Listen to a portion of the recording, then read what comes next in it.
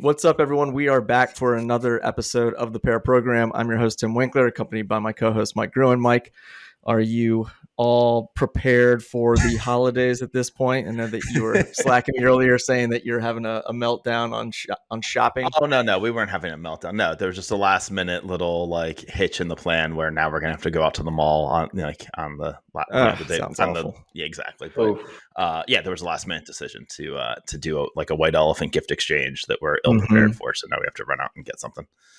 Okay. Not a big deal. It'll just take a few. Yeah. But I just like going have fun shopping with this that, time of year in general. Yeah.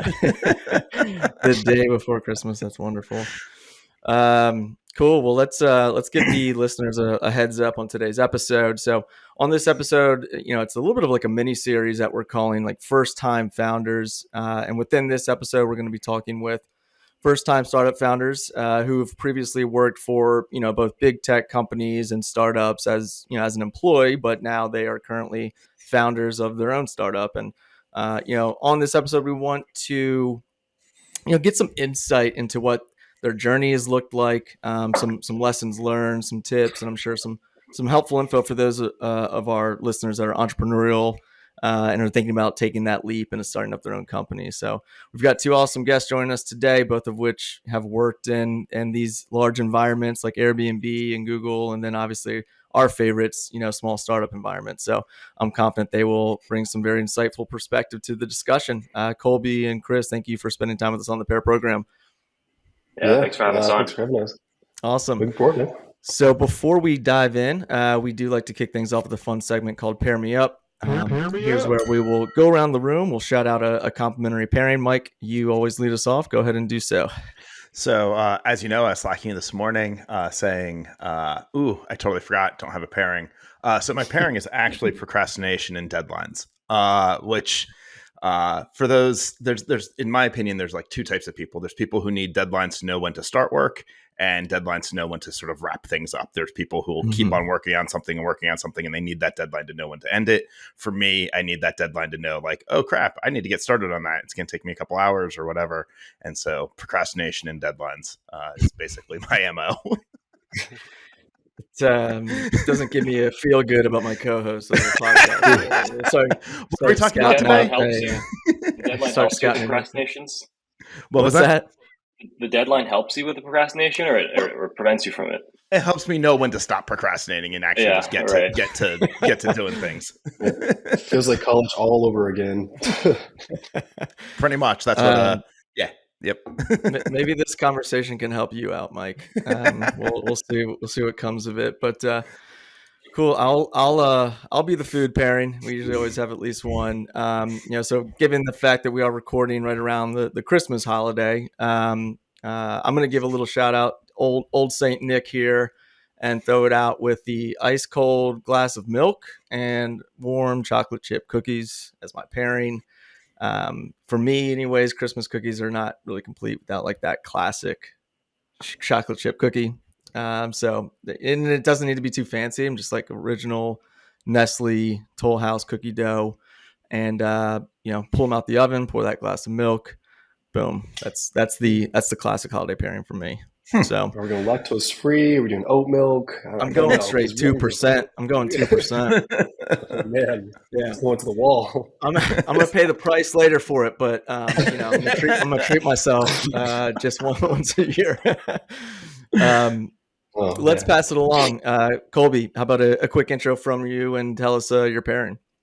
Yeah. Hi, my name is Colby Harvey. I'm the CEO and founder of a company called Rizse. When it comes to my pairing, I just, like I told you guys earlier, just did like a 14-hour drive between Austin and Arizona. So I'm going to say road trips and podcasts. It's what kept me awake, and it was what kept me going the entire time, listening to new information. So it's fun. Good stuff. Aside from the Pair Program being one of your favorite podcasts, what's another one you listen to? What's one that you'd recommend out to some of the listeners? Oh man, putting me right on the spot. There we go. I like to listen to what's called Purpose, I believe it's called. On Purpose by Jay Shetty. That one's Okay. really, really great podcast. Cool. And then outside of that, I was listening to an audiobook too. So it wasn't just podcasts. So I listened to this really insane one about this guy with a huge drug app. It was a whole thing, honestly. It felt like watching a movie, but a book. Wow. Nice. Yeah, we actually had Good answer. Yeah, that's a good On answer. theme. We had one. We had a recording last week as well, and one of them brought up podcast. And if you all listened to Serial before, like yeah, Yeah. it's a Yeah. That pretty blew good up. one as well. That was back when like podcasts were just becoming a big thing too, or just Set getting like off a the new ground. trend, right? Yeah, Yeah. yeah, it Serial was did really like neat. this real-time investigative journalism. That one. Yep, Yep. Yep. that's right. Yep. Yeah. Cool. That sounds good. Well, let's kick it over to you, Chris. How about an intro and your pairing? Yeah. Hey. So my name is Chris Zhu. I am a co-founder and CTO of a company called Primary.Health. And yeah, my pairing. So I think all my time preparing for this was like spent on trying to figure out what the hell I was going to say for the day. This was like caused me the amount of stress, you know.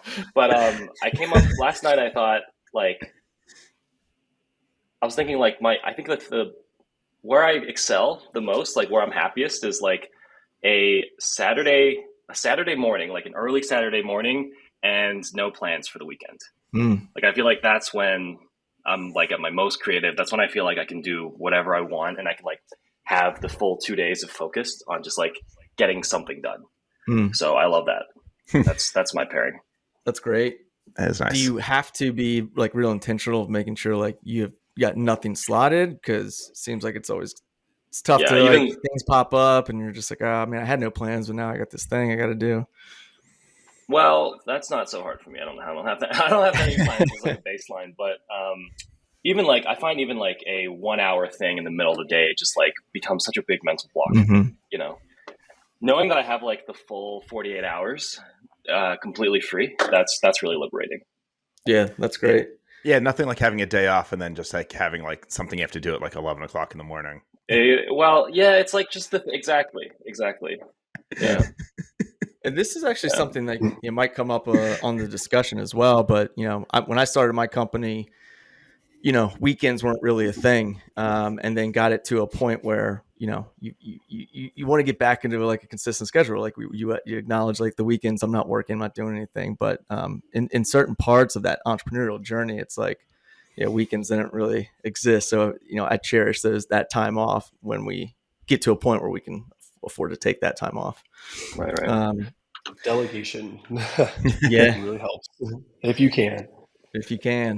Well, cool. Let's dive into it. Like I mentioned, we're gonna be talking about first time founders here. And as a means to kind of save some time, I did want to start with both of our guests, kind of giving our listeners a little bit of context into how they got into this current seat as a founder. So I'll start with you, Colby. Maybe shed a little bit more light on your journey up to your role as co-founder of Rizse, and then we'll jump over to you, Chris, and then we will dive into some questions. Yeah, cool. I'll kick it off here. So, on my journey to Rizse, and like it's interesting. When you start a company, most of the time you're starting a company because it has some type of impact or meaning to you. Like whatever the problem is kind of close to home. And you can see it. So, me personally, I guess a little bit more about my background. Like prior to starting Rizse, I used to work at Google on the Google Cloud, working on a billing platform, ensuring and like kind of writing all of our billing procedures, and ensuring that it was implemented across all of my support teams, as well as like handling much more larger like billing modifications that need to happen for any like issues that came, and like drove that all the way up to the technical level to resolve on like on a code base side. But man, I used to work all through college. So like I had this kind of like this hunger and drive just since I was young, and I got to work at like Charles Schwab, American Express, some of these big companies while I was in university, while kind of shoring up, the idea for my company. I figured this is gonna be the right time to do this. So, going back to myself when it comes to Rizse, I grew up in an aviation family, in some capacity. So I've always had a passion for the industry itself. And I always wanted to find a way to impact the industry without necessarily working directly for it. So, really fast forward throughout my university career, I got to intern at aircraft repair station, and really get to like create a hypothesis around a problem. And in this case, it's dangerous and slow aircraft inspections that cost the industry, hundreds of millions of dollars per year, and that's just like operational and intrinsic expenses, and then like lost revenue per mile. So I said, hey, there's a much better way to do this. We have technology that's readily available, which in the aviation industry can be a little tough because they're a little slow to change. So like luckily I came in, I feel like at the right time, at the right moment when the industry is like, hey, we need to figure out ways to save more money because they have very razor thin margins. So, I came up with Rise, and I built a team around the concept and the idea of, and got them all excited about, this is going to change the industry. This is going to make sure that you and I are waiting in the airport, just kind of like kicking around with like some Cinnabon or whatever you can buy in the airport, and just like, wow, that's another maintenance delay. Like, here we go. So I wanted to find a way to be impactful with the company that I built, and build something really, really freaking cool at the same time. I'm kind of okay that they're slow to change, by the way. Like, I don't need airplanes adopting bleeding edge technology. That's fair. But hear me out.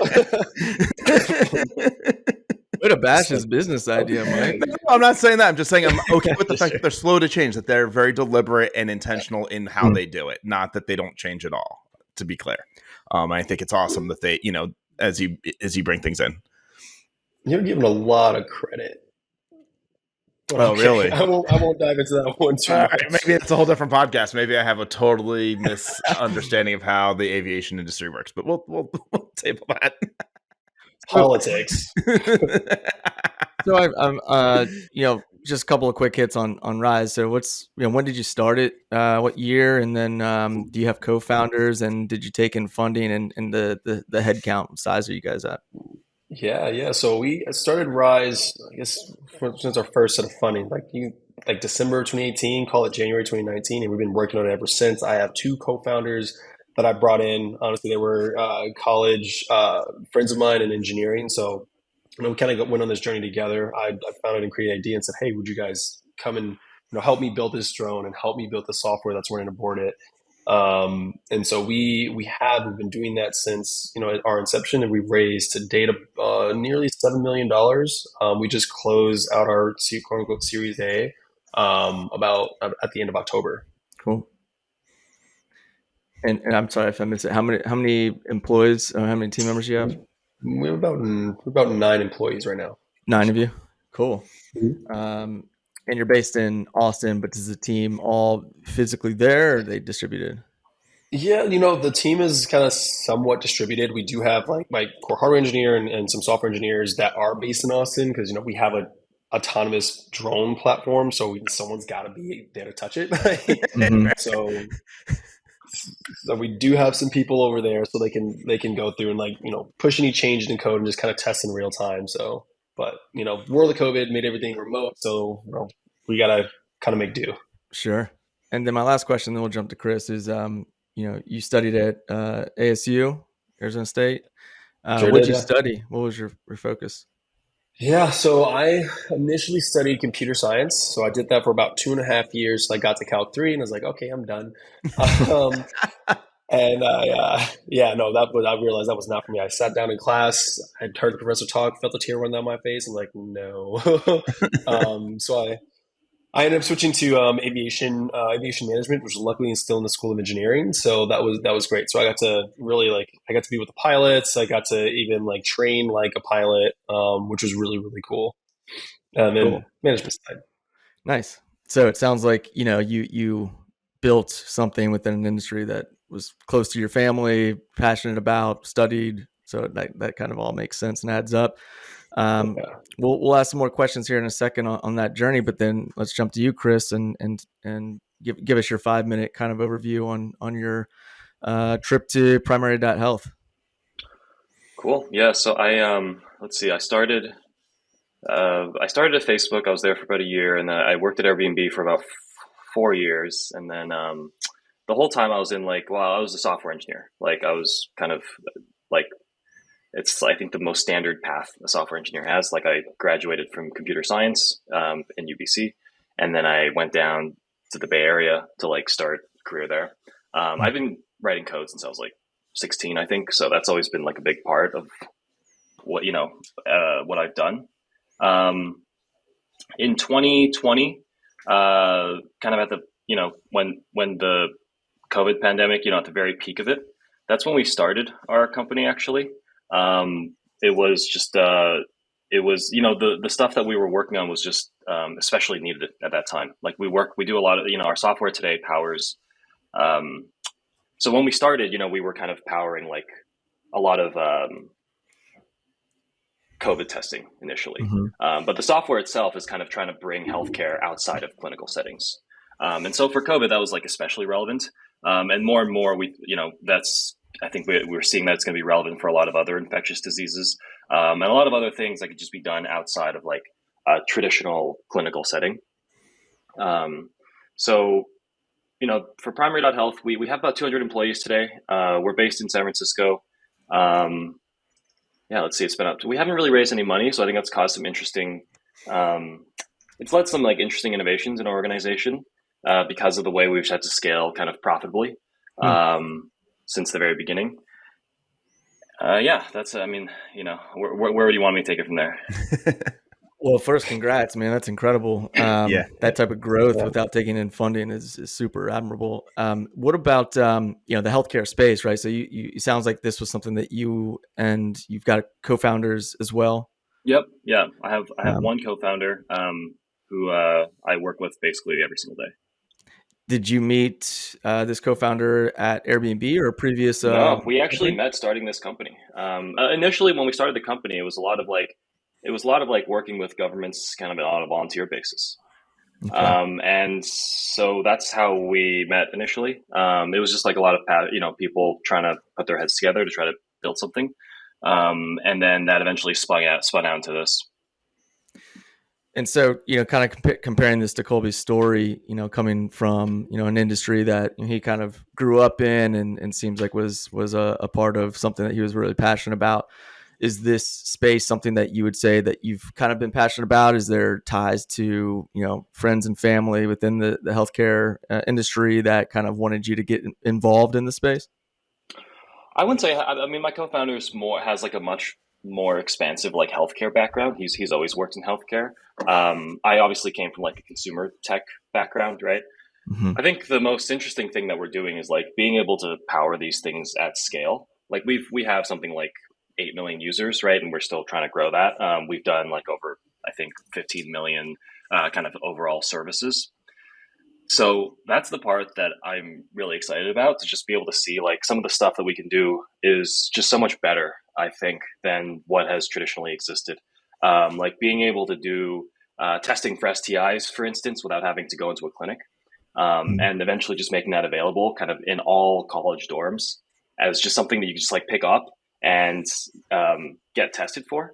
Like that's really cool. And I think, taking that idea to like diabetes screenings, potentially cancer screenings, but, a lot of infectious diseases, and then powering like these huge programs off of it. It's something I'm really passionate about.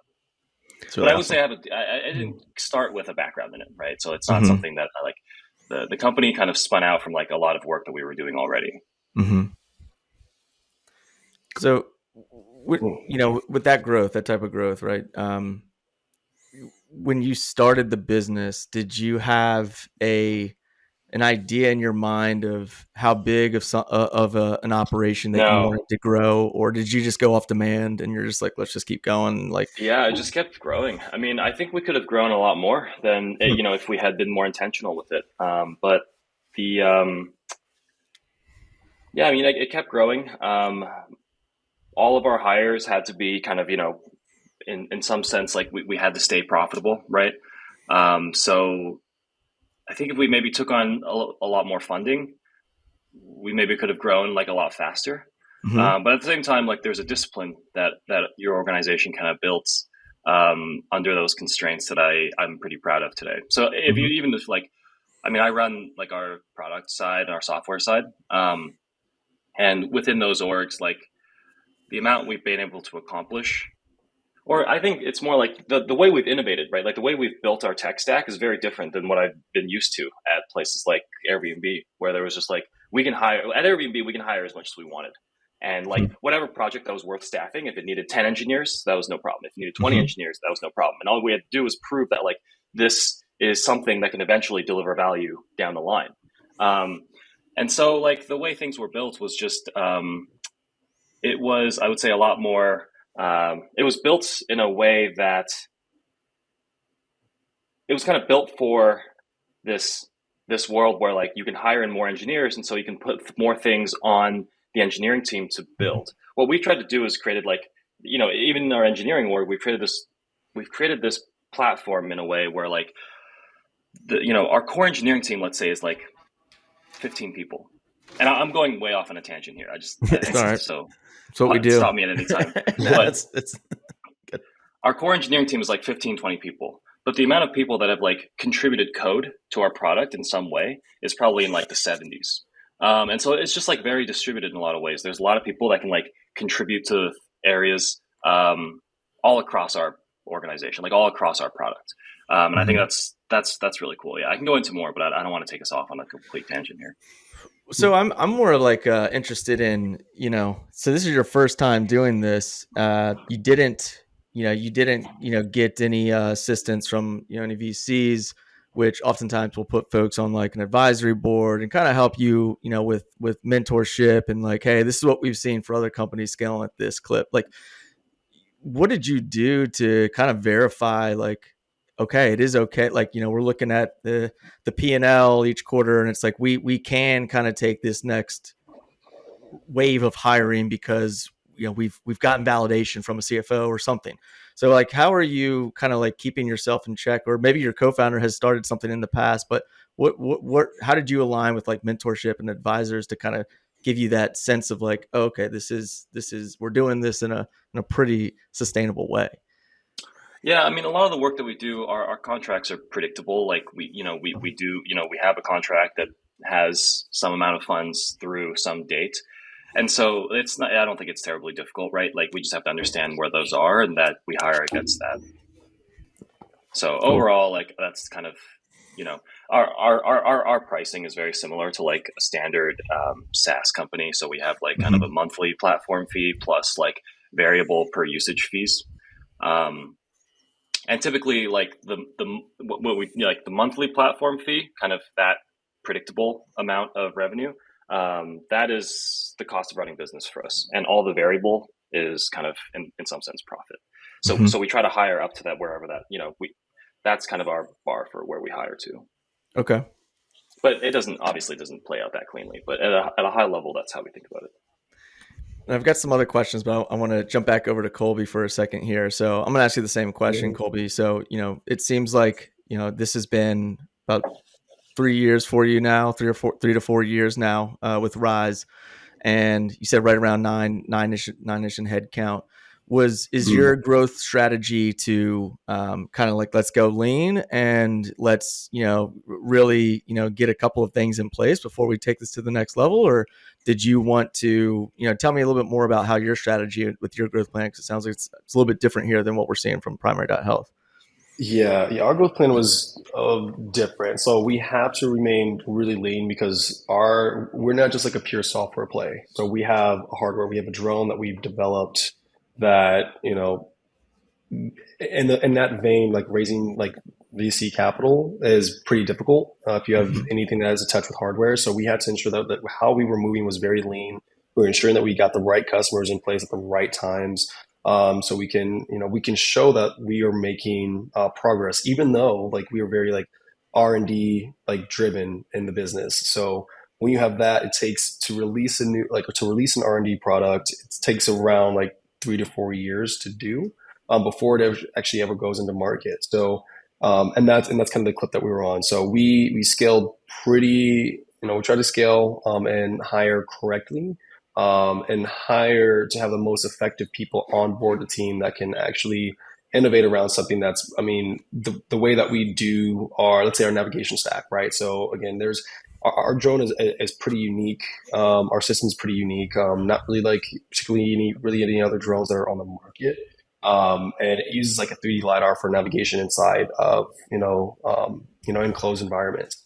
And so it's, I went with the approach to use that that's sensor. So we'd have the ability to have a system that's completely enclosed that doesn't require any extra infrastructure like installations into our customers' facilities.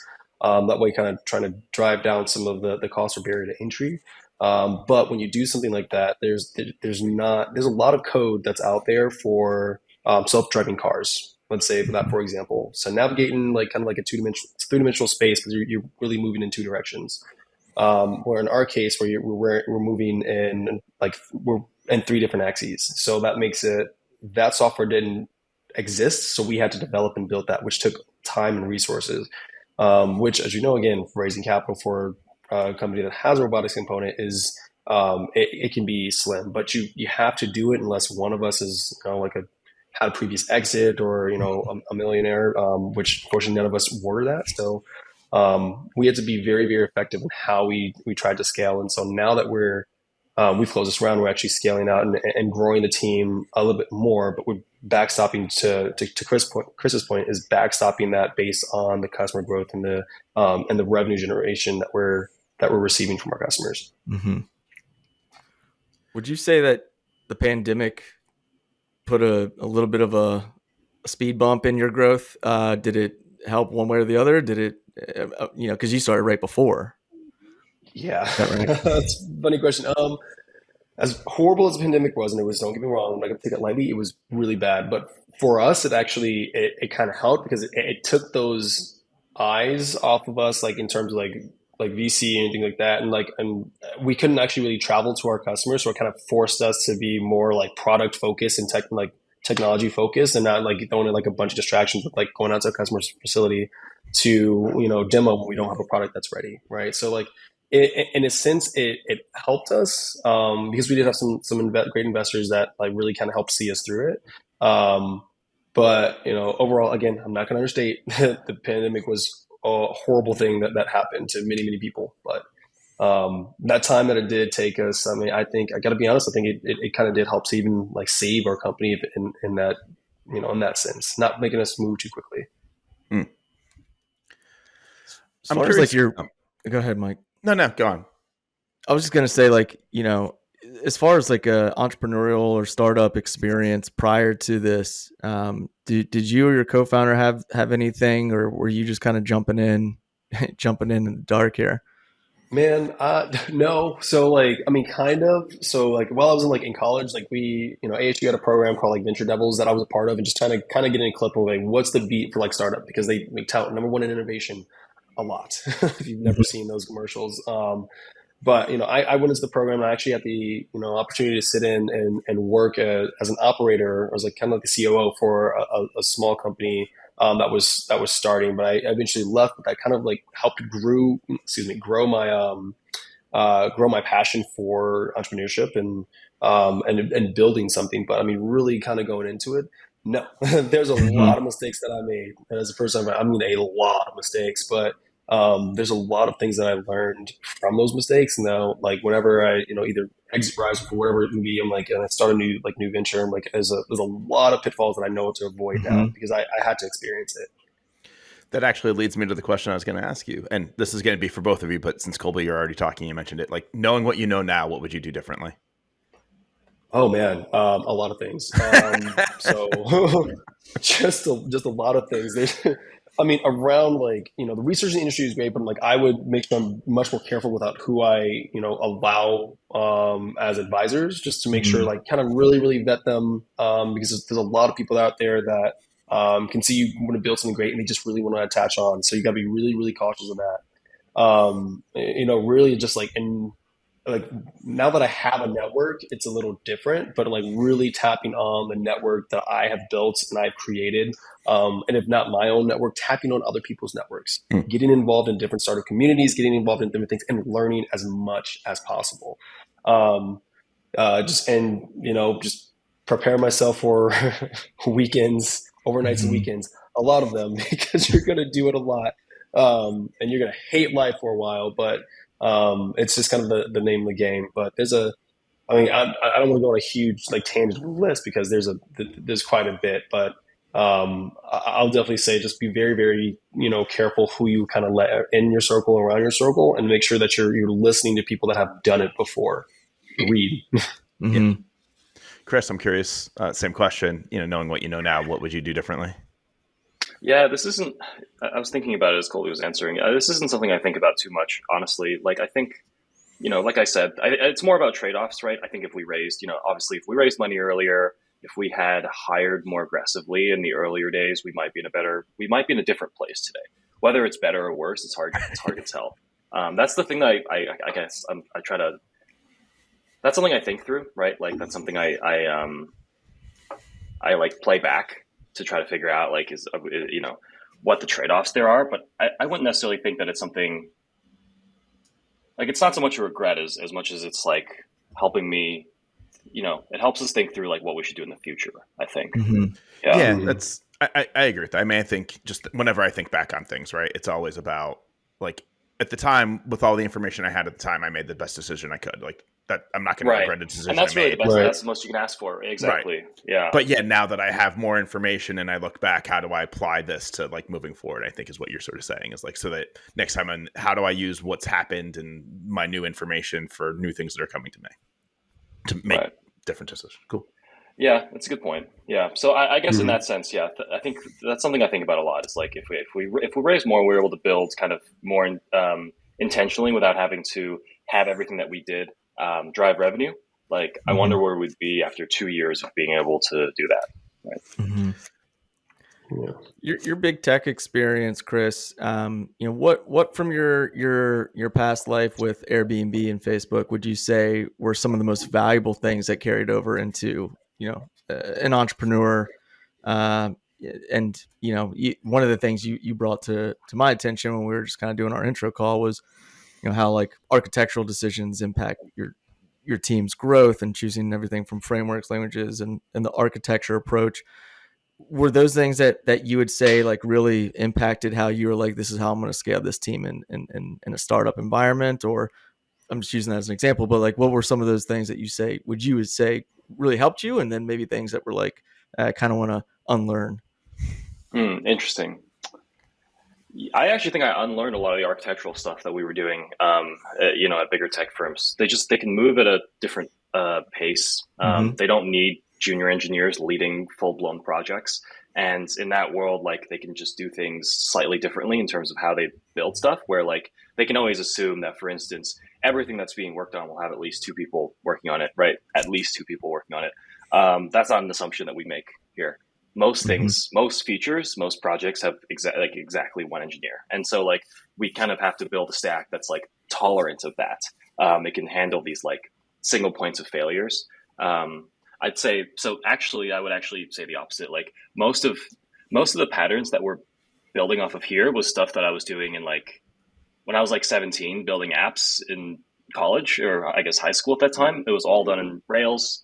We still use that, and a lot of the patterns that we try to stick to. I think create an environment where like junior engineers have a space to learn, build, and then fail.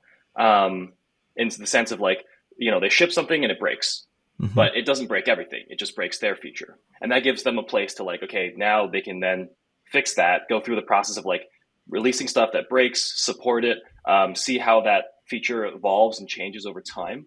And that just like is like so accelerating for like ramping somebody up to software engineering. Because I think at bigger tech firms, like, you don't really get to experience that until like 2 years in that full like life cycle, and we can get people through that life cycle in like their first 3 months. And I Wow. think that's super important. Mm. So, and then in terms of like what I've learned, I actually think that if like these bigger tech firms, I mean, Facebook and Airbnb, I actually think like, I know a lot of people leave saying that they're not, it's hard to be entrepreneurial in those environments. I think it's really like how much you're willing to put into it. That was like a shift in my mindset. I would say maybe 2 years into my time at Airbnb was when I realized that like there actually was quite a bit of space to be like creative and fight for what you believed in there. And the company had like, a war chest of funds, right? So they were like, just with the money that they had in the bank, they were probably a bigger VC firm to be able to incubate like internal Mm. projects. Mm-hmm.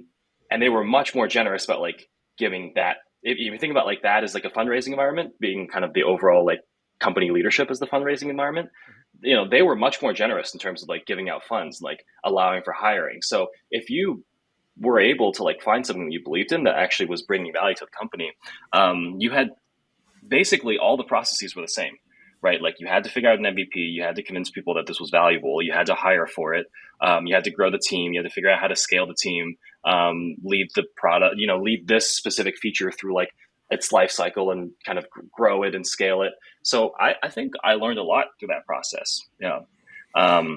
Right, with all the safety of doing it within the right. I mean, like it sounds exactly. like it, right. I mean, right, exactly. Yeah. So probably you would say like the upside isn't as good, but also the downside is way better, right? Like there's not really, you don't really, there's not really a way of failing the same way that you could, out in the world on your own. So, I think. Did you start Primary Health while you were still an employee at Airbnb, or did you just pull the cord and just say, I'm going into this full fledged? Or you'd rather not answer that question? No. There was transition. Yeah. How much time were you burning on Airbnb's time building this company? No, sure. I would say maybe no. We pulled the cord pretty quick. Pretty quick. So the only thing that I had to wait for was like a visa switch, and then after that, So I basically that takes like 3 months. Yeah, and so that was it. Colby, what about you? I run a services business, right? So it's a little bit different. So I started as an independent consultant, built up a client base, had enough of a revenue coming through to where I could justify hiring somebody. What did you, what was your kind of strategy going into this? Would you just use your savings? Did you do some consulting while you're still trying to kind of build this thing out? Yeah, no, that's a good question. So when I first answer student loans, I increased some of my burn when I was while I was in university and kind of building the platform and building the product. I actually, we were testing out like different, let's say, what different drones that we could use. Will these work? And very quickly found out that like, hey, anything DJI we can't really use because we work with the U.S. military. So, but to really finance it myself, I did like kind of extend some of my own student loan burden to like buy some of these things. At the time, like I think a Matrice 210 was like $10,000. It was like it was pretty extensive. But like luckily, I was lucky enough to have while I was in university, I was able to apply the skills that I learned from my computer science classes. And I got into like infrastructure positions. So like, for example, I worked at a company called Stratus that was like kind of like an offshoot of American Express. For instance, versus that. So like, I even went to Charles Schwab. So they paid me pretty well for a 20-year-old, I'll be honest. Probably more than I should have gotten. No, I think it was just about right. But I took that money and I took that and my savings and like threw that into the company. I felt to self-finance in the beginning until, ultimately I was in Google as well. But the only caveat to it is like, I didn't spend like a long amount of time there. Like as soon as I kind of got in, I was getting really like spun up. Like I got my first of investor funds. So it's like, and for me being, I'm not necessarily super risk averse. I am now. I'm a little bit more conscious of the risks that I'm taking. But I just saw I'm like, hey, I need to, in order for this to become something, I need to jump full steam. So I ripped it pretty quickly to build Rizse, with our funding. Yeah.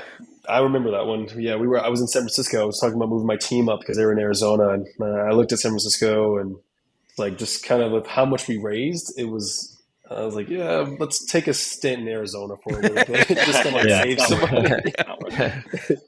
It wasn't worth it. So I'm curious. Go on. Go ahead, Mike. I was just going to say, I was curious about the like one of the things that I know I've worked with a number of founders and startups at different stages and outsourcing or going to the open source community, those types of things like frequently come up. And I'm curious if either of you looked at, like, I think like Colby, I could see like maybe tapping into the open source community for like, cause there's a bunch of like drone hobbyists and maybe they could whatever. But I'm just curious if either one of you sort of looked at outsourcing or the open source community and sort of the decisions that went into that or not, or, avoiding it for whatever reason. In those early stages, for Yeah, in sure, those right? early stages, yeah. Yeah, I Chris, can you want say, to yeah. go? I mean, I think that's not really something. I mean, right off the bat, just the way software is built these days, we get so much value from like everything in the open source, right? Like we run on Linux servers, we build Rails, we use React for front. Like the, like I think this is somewhat underappreciated, the amount of value that like open source has created in the world. And so other than sponsoring open source projects that we believe in, we don't really, yeah, we don't. It's not part of our hiring strategy. Right. Yeah, and I'll pop in here from my perspective because for me it's a little different. So there is a good amount of like open sourcing that we use, but again, since we work with the U.S. military, we have to be careful about what we use. They don't really like a lot of open source products. They want things to kind of be like succinct and like unique to the company that's like developing out the platform. So there are definitely some things that we kick touch. So we use like I think we use like Autopilot for our drone. So for our flight control software, and then we kind of build like a layer on top of that. So that's kind of like uniquely ours, and including like buttons and simulations and like with our, let's say, our end user platform, there's things that we can use that are open source, but we just have to be very careful what touches what. Mm-hmm. We went through a pretty rigorous audit process with with our newest investment that came in because they're part of their business is the DoD. So then to make sure that we had to pass a CFIS study, we had to make sure that we didn't have really any Chinese compute components. We had to make sure that we went through and did an audit of all of the packages that were installed on the system itself, just to ensure that none of it was like just kind of opening really available to like the market or the Mm-hmm. community. Interesting. I've got some questions that they're actually probably going to bake right into the 5 second scramble. So I might even just pitch them at that point. And I know we're kind of coming up on our time. So do want to make this segue into the 5 second scramble. I guess we'll just kind of like, before we do that, what is I'll just ask, both of you, Chris, like what is the future at Primary.Health kind of look like in the next 3 years from now? Yeah. So I mean, the biggest there's certain segments that we focus on a lot. We do a lot of things, but I'd say like the most exciting thing right now is like being able to, I saw the statistic that I think there was something like 500 million doctors' office visits last year in the United States, Wow. but there was something like 13 billion pharmacy visits. And if that's a place where like we can enable more services to be delivered, like more treatments, more testing, then that just makes it so much more accessible, right? And people are there already. So in a big way, like that's where our software is kind of scaling the fastest here. And a lot of the stuff that we try to bring together is just the complexity of healthcare. Like different states, different pharmacies have different agreements with different providers. And all of these can be kind of wrapped up and done pretty cleanly through like the software that we built. So like all the telehealth, all the ordering, all of the e-prescription, all of this stuff like our software today can do. So at this point, it's a matter of like building it in a way that can make it more useful in like a pharmacy setting. That's awesome. I would say firsthand, somebody who's spent a lot of time in and out of hospitals this past year with, my wife and I just had a child last week, and it is a lot. And so anything that can help to streamline this industry, I mean, kudos to you. Keep it up, man. Colby, and same with you. I mean, you're in a pretty regulated industry yourself. Tell us how, Rise kind of evolves over the next few years here. Yeah, I think you're definitely right on the regulated front. So I think how Rise evolves is that we become a lot more like closely connected with our regulatory bodies and the original like aircraft manufacturers. There are some of the coolest things that like I have a pipeline and a vision for what I have for the product is actually working directly with an Airbus, a Boeing, and an Embraer. Just so we can, kind of do some joint development operations so we can make the product much more usable for our customer base.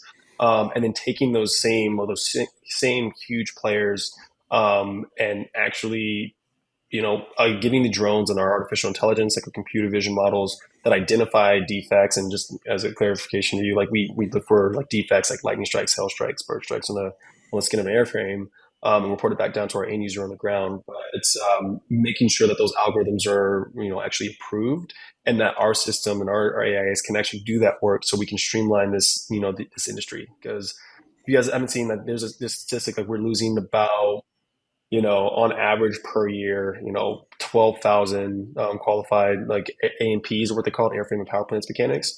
And those are the people that are going from retirement or just kind of like switching industries because they realized through COVID how not safe the industry kind of was.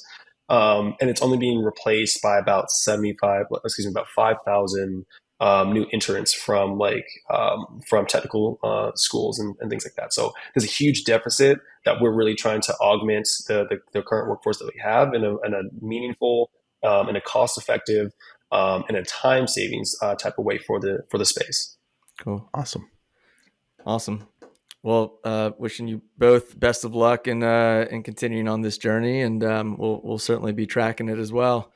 But let's go ahead and pivot to this next segment called the 5-second scramble. So again, I'll be asking you both a series of questions. Do your best to give me your response within 5 seconds. A little bit of a rapid fire Q&A style, some business, some personal. Colby, I'm going to start with you. Jeez. Explain your product to me as if I were a 5-year-old. We keep aircraft in the sky by using CV, finding damages like birds strikes and lightning strikes, and making sure they're fixed before you ever get on the plane. Good stuff. Who are your users?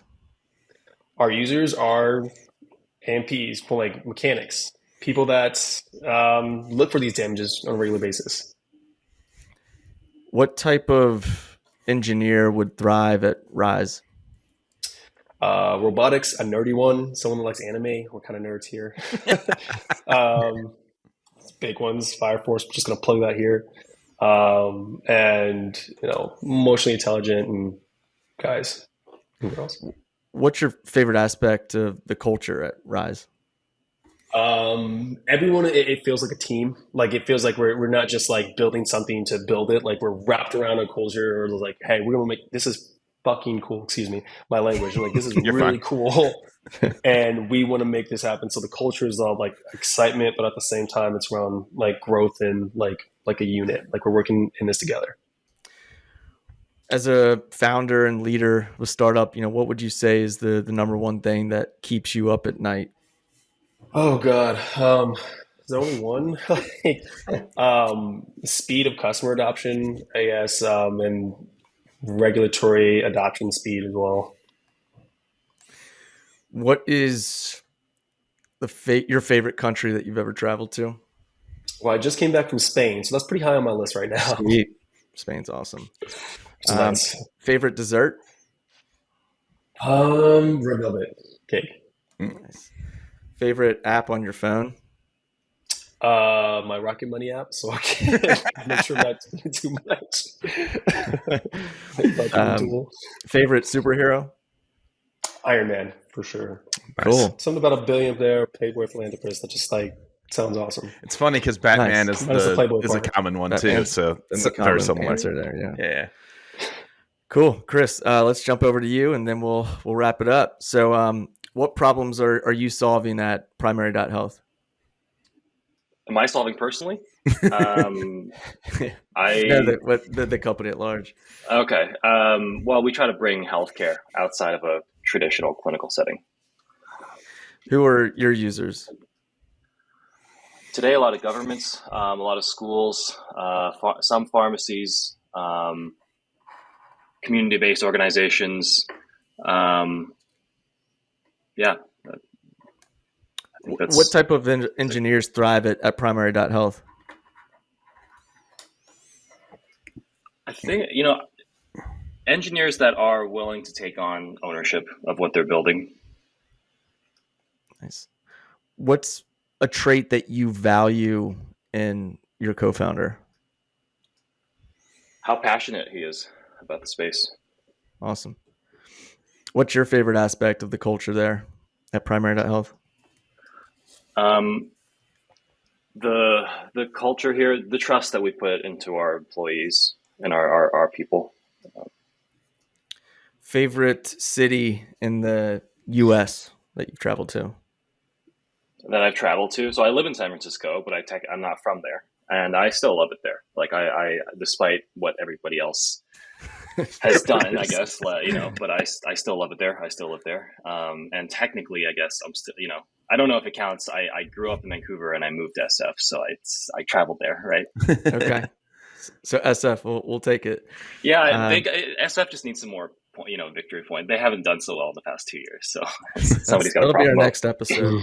We'll talk. Yeah, how to save San Francisco. Right. Oh God. No, please tell me. I don't want to. How much time do we have? Sunrise or sunset? Sunset. Do you like your eggs fried or scrambled? Scrambled. Favorite Disney character?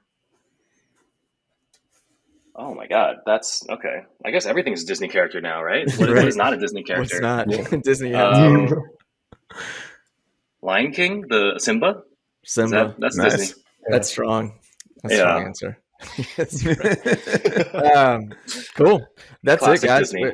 We're wrapping on that note. Thank you for spending time with us and shedding light on your journey and sharing that with our listeners. I think it's a really helpful tidbits that came out of it, and appreciate you joining us on the Pair program.